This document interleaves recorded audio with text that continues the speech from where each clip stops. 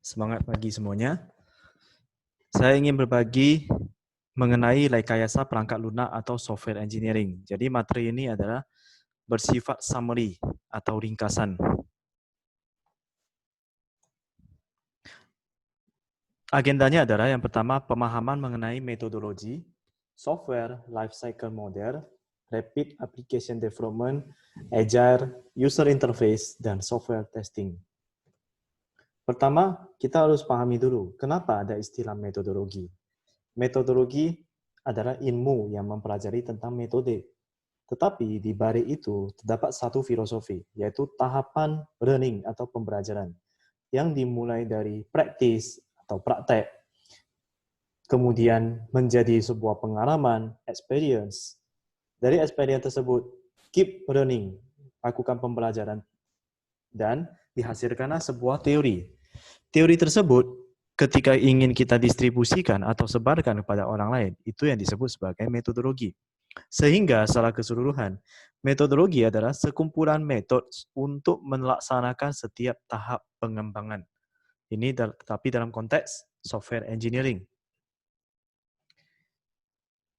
Flow-nya adalah yang pertama kita harus ada quality focus. Fokus kepada kualitas. Kemudian yang kedua adalah proses model. Bagaimana proses-prosesnya? Yang ketiga adalah metode, berarti menggunakan pendekatan apa, kemudian menggunakan algoritma apa, dan yang terakhir tools yang lebih bersifat teknis. Misalnya IDE, kemudian tools-tools pembantu yang membuat kita lebih cepat dalam hal pengembangan. Jadi ini adalah flow dari metodologi. Adapun jenis metodologi dibagi dua. Yang pertama heavyweight, yang kedua lightweight. Di mana di dalamnya terbagi lagi. Nah, sekarang penjelasan dari heavyweight dan lightweight itu bedanya di mana? Heavyweight, spesifikasi software yang sudah disepakati itu tidak boleh diubah. Sehingga penanganan perubahan spesifikasi melalui prosedur ini bersifat birokratif. Berbeda dengan lightweight, perubahan spesifikasi software dianggap itu lebih alami. Perubahan dapat dilakukan secara self-organizing. Artinya, anytime bisa berubah, disesuaikan dengan kebutuhan atau needs. Software lifecycle model, yang pertama ada namanya waterfall. Diartikan adalah air terjun. Berarti dari atas, kumpulkan requirement, catat spesifikasi, planning, design, implementation, integration, operation mode, dan retirement. Berarti setelahnya pengembangan suatu software dinyatakan selesai. Tetapi tidak tertutup kemungkinan, kalau terjadi perubahan requirement, kita bisa naik lagi ke atas. Tetapi esensi dari waterfall, namanya air terjun, dia cenderung harus ke bawah. Jadi cenderungnya adalah, kalau sudah mulai naik ke step berikutnya, tidak bisa mundur lagi. Ini adalah waterfall. Parallel development. Berarti dibuat secara paralel aktivitas tersebut. Requirement, ini masih mengacu kepada waterfall. Tetapi, bagian di sini, desain, dia mulai pecah. Desain yang bagian pertama, desain yang bagian kedua, atau dengan kata lain, dipecah menjadi sub-project 1, sub-project 2, sub-project 3, yang kemudian akan digabung, diintegrasikan, sehingga dihasilkan sebuah sistem. Spiral dimulai dari planning, risk analysis, engineering, construction dan release, customer evaluation, customer communication, dan dia akan berputar. Kelebihan dari spiral ini adalah adanya analisis resiko. Tetapi kelemahannya adalah di tengah jalan bisa jadi sistem ini dinyatakan close atau dihentikan jika resiko itu terlalu besar. Berikutnya rapid application development. Kata kunci adalah rapid, berarti cepat. Bagaimana metodologinya? Yang pertama adalah sederhana disebut sebagai prototyping. Listen to customer, kemudian kita bangun atau revisi mock-up, customer test drive, mengetes mock-up tersebut. Kalau setuju, berarti kita akan lanjut pada pengembangan. Jika belum setuju, balik lagi. Dan bahkan dalam prototyping, dipecah lagi. Yang pertama, evolutionary. Dia bisa berevolusi. Requirement, analysis, design. Design berarti dibuat sistem prototype. Tidak tertutup kemungkinan, dia bisa keluar dari teori. Artinya kita melakukan evolusi sendiri. Tapi ujung-ujungnya adalah pasti implementation dan masuk menjadi sistem. Prototype yang kedua adalah throwaway. Throwaway ini digunakan ketika customer atau klien mulai kebingungan. Jadi kita membuat prototype itu hanya sebagian kecil.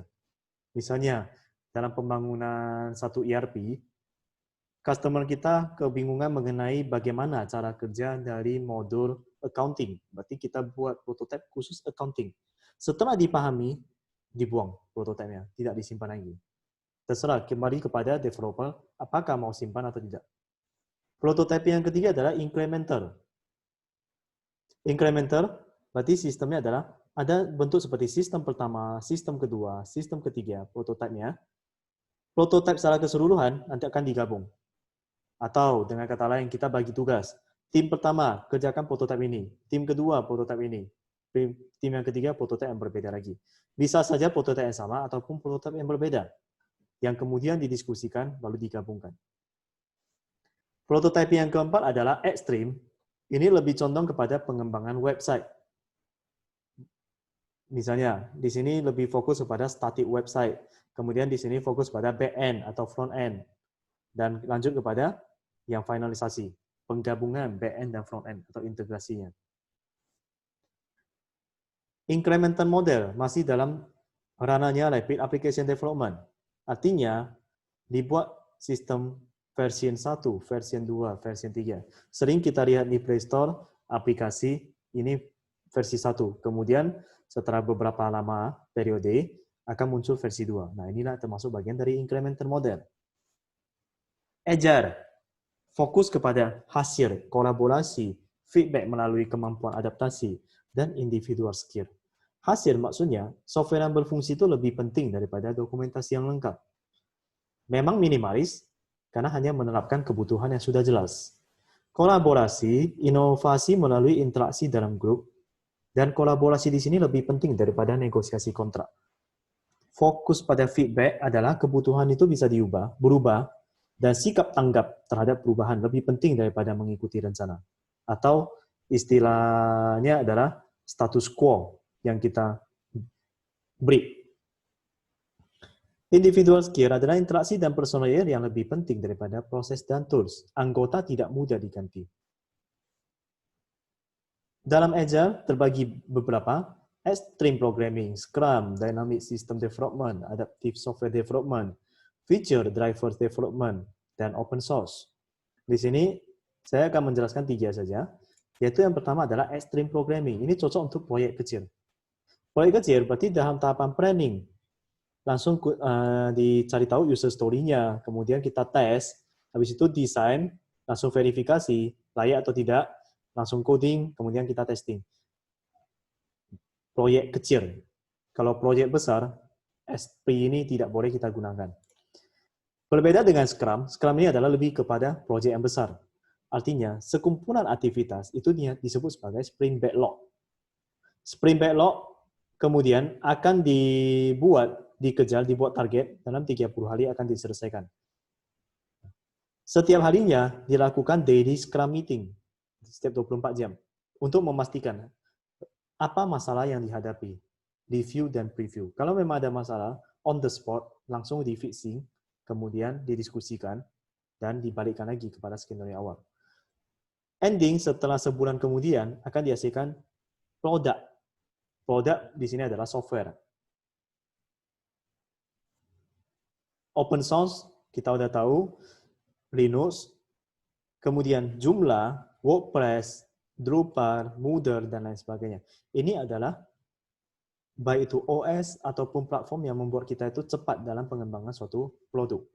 Jadi kata produk, kata website, kata platform itu sebenarnya sejarah. Hanya saja ketika kita membahas software engineering, melihat software itu bukanlah sebagai software semata, tetapi sebuah produk yang memberikan value untuk si pengguna. Berikutnya, tidak boleh lupa juga kita mengenai user interface. Yang sekarang ini trennya adalah user experience. Adapun golden rules yang wajib dipatuhi. Yang pertama adalah place user in control. Pastikan semuanya itu bisa dikontrol oleh user. Reduce the user's memory load. Jangan membebani user untuk berpikir, ini icon apa, Apa fungsinya? Ketika saya tekan next, apa yang terjadi? Jangan bebankan user untuk berpikir. Dan yang ketiga, make the interface konsisten. Pastikan konsistensi di tampilan. Yang terakhir, setelah kita pengembangan menggunakan metodologi, kemudian kita user interface, lakukanlah software testing. Software testing dibagi dua, verification dan validation. Verifikasi, are we building the product right? Apakah kita sudah membangun produk ini dengan benar? Dilakukan sebelum produk selesai. Pertanyaan ini harus ditanyakan kepada diri sendiri. Sementara kalau validation itu dilakukan setelah produk selesai. Sehingga pertanyaannya menjadi terbalik. Are we building the right product? Dan tahapannya yang pertama, unit testing. Berfokus kepada coding dari setiap unit, yaitu bagian komponen. Integration testing berfokus kepada desain dan software architecture. Validation testing berfokus pada apakah requirement yang dibutuhkan sudah terdapat sepenuhnya pada software yang telah dibangun. Dan yang terakhir, baru fokus pada sistem. Berfokus pada software, elemen yang membentuk keseluruhan sistem. Jadi kalau secara visual ada seperti ini. Yang bagian tengah, unit testing. Setelah diintegrasikan, kita validasi, kemudian sistem testing. Proses ini yang disebut sebagai system engineering. Demikian paparan software engineering. Terima kasih, tetap semangat, tetap sehat, tetap jaga physical distancing.